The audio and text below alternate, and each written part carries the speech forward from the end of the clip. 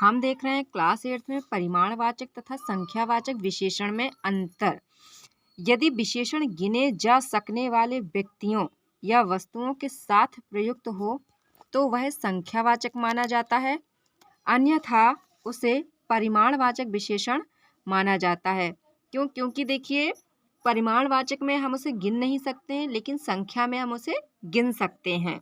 चलिए अब हम देखेंगे संख्यावाचक विशेषण के उदाहरण और परिमाणवाचक विशेषण के उदाहरण। तो देखिए, मैंने 4 केले खाए, मैंने 4 लीटर तेल लिया, परिमाणवाचक विशेषण हुआ। थोड़े बच्चे खेलने गए हैं, संख्यावाचक हुआ।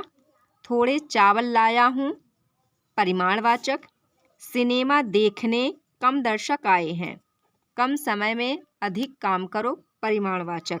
अब हम देखेंगे सार्वनामिक विशेषण, डेमोन्स्ट्रेटिव एडजेक्टिव क्या होते हैं। जो सर्वनाम संज्ञा की विशेषता बताने के लिए प्रयुक्त होते हैं उन्हें सार्वनामिक विशेषण कहा जाता है। जैसे कि यह पुस्तक, वह लड़का, कोई आदमी, कौन सी गाड़ी, किसी का घर आदि। तो देखिए, यहाँ पर यह, वह, कोई, कौन सी, किसी का सर्वनाम है, परंतु यहाँ ये संज्ञाओं यानी पुस्तकें, पुत्र, आदमी, गाड़ी, घर की विशेषता बताने के कारण विशेषणों का कार्य कर रहे हैं। सार्वनामिक विशेषणों को संकेतवाचक विशेषण भी कहा जाता है। तो कहने का अर्थ ये है कि ये सर्वनाम संज्ञा की विशेषता बताते हैं, इसलिए इन्हें हम सार्वनामिक विशेषण कहते हैं।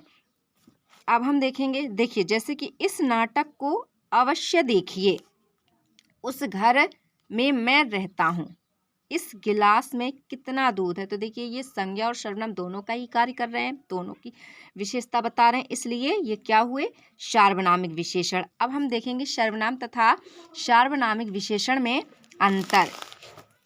देखिए, सर्वनाम तथा सार्वनामिक विशेषण में अंतर।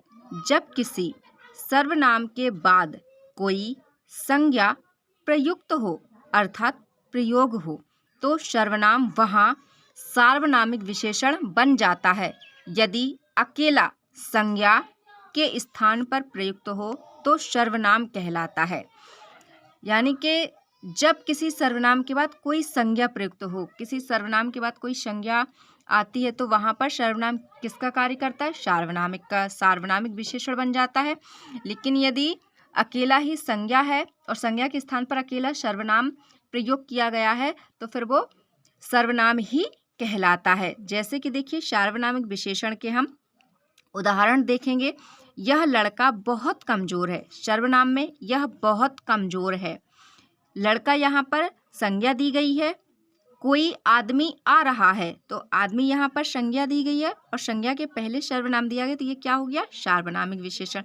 कोई आ रहा है, ये सर्वनाम हुआ। आशा करती फ्रेंड्स आपको ये वीडियो अच्छी लगी होगी। मैं नेक्स्ट वीडियो में लेकर आऊँगी व्यक्तिवाचक विशेषण। तब तक के लिए like and subscribe. So thank you for watching my video.